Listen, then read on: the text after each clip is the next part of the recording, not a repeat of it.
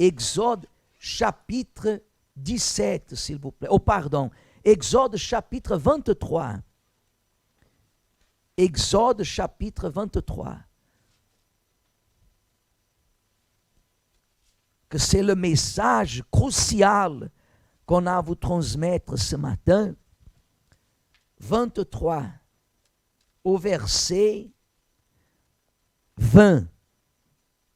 Exode chapitre 23, verset 20.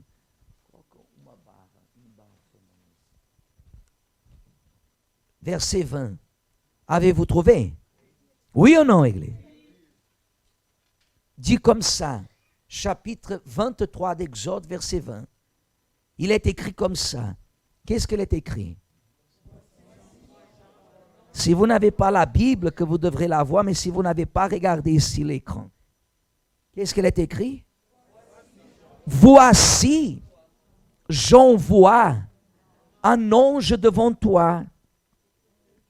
J'envoie un quoi? Un ange devant toi. Pourquoi faire? Pour te protéger en chemin et pour te faire arriver au lieu que j'ai préparé. Verset 21. Tiens-toi sur tes gardes en sa présence et écoute sa voix. Ne lui résiste point, parce qu'il ne pardonnera pas vos péchés, car mon nom est en lui. Vous voyez, Israël, il désobéissait. Regardez, Église. Rappelez-vous de l'histoire que nous sommes en train de lire depuis quelques semaines. Il désobéissait. Ils ont bâti l'autel de Baal. Ils désobéissaient. Mais vous savez ce qu'il arrive quand la personne désobéit? Contrairement à ce que nous, des fois, nous croyons. Quand la personne désobéit, ni toutes choses deviennent mauvaises. Des fois, la personne, elle est dans l'église. Elle est un membre de l'église. Elle est un serviteur de Dieu à l'église. Et elle commence à désobéir. Dans l'immédiat, la désobéissance, elle ne produit pas un dégât. Mais au bout d'un moment, le dégât commence à se produire. Mais pire que le dégât, c'est ce qui est arrivé avec Israël. Ils ont tellement désobéi qu'au bout d'un moment, c'est Dieu lui-même, regardez Église, regardez-moi, c'est Dieu lui-même que pendant 7 ans a laissé le peuple. Le peuple a voulu désobéir, c'est comme si Dieu a dit comme ça, c'est ça que vous voulez, c'est ça que vous aurez. Dieu a laissé le peuple. Et c'est là que la vie de ce peuple est devenue un véritable enfer. Pourquoi? Parce qu'ils ont méprisé l'ange de Dieu. L'ange de Dieu qui pourrait se présenter lui-même au peuple, qui en norme, même dans la Bible, c'est très rare. L'ange, au maximum, il se présentait à une personne, à Moïse, à Abraham, à Élie, ici, dans ce cas, à Gédéon. Ou alors Dieu, il utilise le prophète. Non, Église, ce n'est pas pour vous faire peur, contrairement à ce que les jours que nous vivons veulent vous faire croire au sujet des prédications. Mais quand vous méprisez ce que le pasteur vous parle, dans tous les cas, je parle au centre d'accueil, parce que nous connaissons la conduite des serviteurs de Dieu et qu'il n'y a rien caché qui ne soit pas révélé. Et vous le savez avec le temps.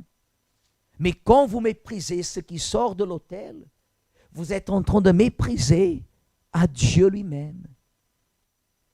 Et c'est pour cela qu'il dit au verset 22 comme ça. Mais si tu écoutes sa voix Et si tu fais tout ce que je te dirai, je serai l'ennemi de tes ennemis. Et l'adversaire de quoi? De tes adversaires. Pour qu'il soit l'ennemi de mes ennemis et l'adversaire de mes adversaires, qu'est-ce que je dois faire? Qu'est-ce que je dois faire, Église? Écouter la voix de qui? De qui? De l'Éternel qui se présente à travers qui? L'ange. Mon père, ma mère. Si vous demandez à mes parents qu'est-ce qu'ils désirent pour moi, ils désirent le meilleur, certainement. Mais rien n'est comparable au désir qui sort de l'autel. Rien. Ce qui veut dire, par exemple, que ce que nous vous donnons, venant de la part de Dieu, excède énormément à ce que votre papa, votre maman désire pour vous. Le bien-être que vos parents désirent pour vous est inférieur au bien-être que Dieu, il le désire. C'est pour cela qu'après, il dit comme ça au verset 23, « Mon ange marchera devant toi. Il te conduira chez qui? Chez les Amoréens, les Étiens, Phérésiens, Cananéens, Éviens, Jébusiens, et je les exterminerai. » Voyez, Église, Dieu, il ne fuit pas du problème. Vous avez un problème, ce problème va être résolu. Vous avez des ennemis, ces ennemis-là, ils vont être exterminés. Mais en aucun cas, Dieu veut que vous vous détourniez. Comme quand j'entends des personnes qui disent comme ça, « Ah, parce que je suis fatigué de cette situation, je ne sais plus quoi faire. » Des fois même, elles méprisent une compagne qui est faite. Elle est en train de se détourner. C'est comme si elle négocie avec l'ennemi.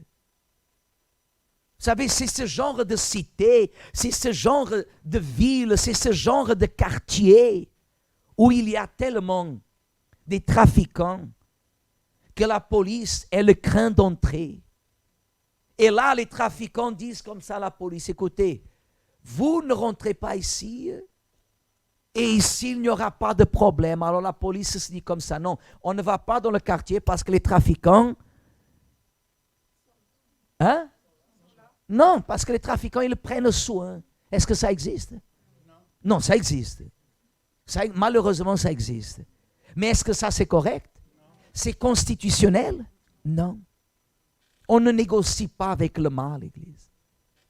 On ne négocie pas avec le mal du genre, je ne perturbe pas le mal et le mal ne me perturbera pas. Non, non. Dieu va exterminer nos ennemis, Église. Le temps peut passer. Par notre persévérance, les uns après les autres tomberont. Aucun résistera. Mais il laisse bien clair au verset 24, et je termine, tu ne te prosterneras point devant qui? Tu ne te prosterneras point devant leur Dieu, et tu ne le serviras point. Quoi d'autre? Tu n'imiteras point ces peuples dans leur conduite, mais tu les détruiras et tu briseras leur statut. Et en conséquence, au verset 25, qu'est-ce qu'il dit? Vous servirez l'Éternel, votre Dieu, et il bénira votre pain et vos eaux, et j'éloignerai la maladie du milieu de toi. Il n'y aura dans ton pays ni femme qui avorte, ni femme stérile. Je remplirai le nombre de tes jours. Quand la personne décide d'écouter la voix de qui? De Dieu. Le problème, c'est que les personnes sont très divisées avec les traditions, les habitudes. Il y a des personnes que des fois, elles disent au sujet de l'Église, oui, parce qu'au centre d'accueil, nous voyons que des fois les pasteurs n'ont pas les habitudes que nous avons chez nous. Mais quelles habitudes de chez vous qui ont apporté le bonheur? Quelles habitudes de chez moi qui ont apporté le bonheur? Quelles habitudes? Quelles sont les traditions de chez moi, Église? Regardez, parce que ça dérange. Mais c'est pour cela qu'il y a un grand nombre de personnes qui se disent être chrétiens et qui souffrent. Parce qu'elles se plient aux uns et aux autres. Elle veut plaire à la famille, elle veut plaire aux amis, elle veut plaire à tout le monde. Comme je disais, je ne sais pas qui m'a parlé la semaine dernière, et je disais, je crois que c'était passé Isaac, au sujet d'une jeune fille.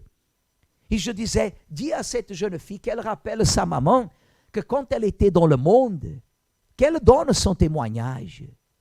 Et aujourd'hui qu'elle est en Jésus, la maman ne veut pas qu'elle vienne à l'église. Pourquoi? Nous voyons d'une façon très claire, le diable travaille, Satan travaille.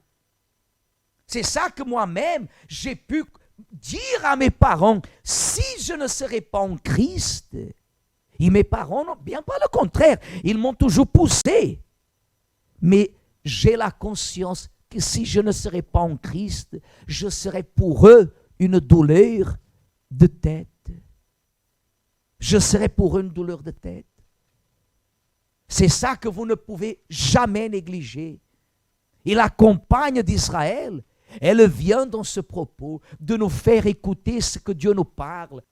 Le sacrifice n'est pas pour moi quelque chose que je dois dire comme ça. Ah oui, là maintenant j'ai besoin. Comme on parle souvent, c'est comme boire de l'eau. C'est comme boire de l'eau. C'est comme boire de l'eau.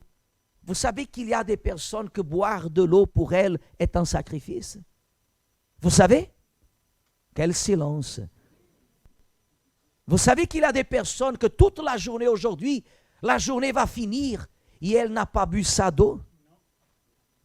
Et si vous lui demandez, elle est capable de dire qu'elle n'aime pas, ça ne descend pas, ça n'a pas de goût. C'est vrai ou c'est pas vrai? Mais comment? Après, la personne réclame. Si elle néglige quelque chose qui est tellement simple, mais qui est crucial, le plus bien-être, l'élément, le meilleur élément que Dieu il a fait est devenu pour l'être humain une raison de quoi? Hein? De quoi? De sacrifice. Vous savez qu'il y a aujourd'hui des personnes qui ne seront pas capables de boire 7 bouteilles d'eau, mais elle est capable de boire une bouteille de vin.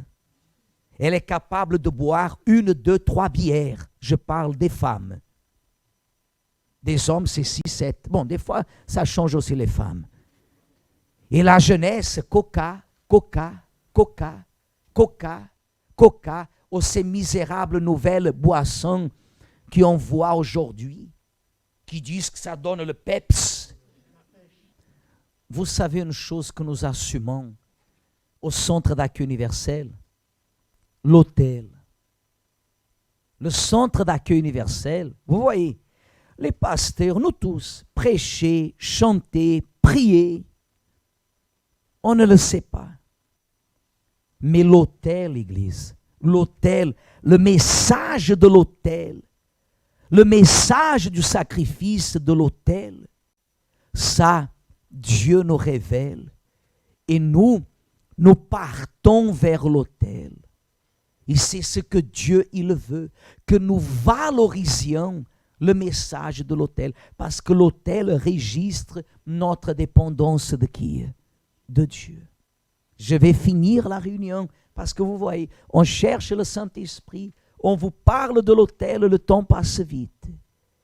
Mais plus que jamais, nous vous disons, le sacrifice que nous allons faire du 6 au 12 juillet est une opportunité pour ceux qui croient pour enregistrer le moment. Et c'est pour cela que le sacrifice ne peut pas jamais être quelque chose qui ne nous coûte rien. Si c'est quelque chose que je ne ressens rien, ce n'est pas un sacrifice. Ne mélangez pas les choses. Sacrifice, c'est ce qui fait mal. C'est pour ça que nous vous disons pendant ces jours de venir à l'église tous les jours. C'est pour cela que, par exemple, nous faisons l'appel fortement à tous les hommes d'être là cet après-midi à 16 heures. Je serai ici dans le projet des hommes vaillants.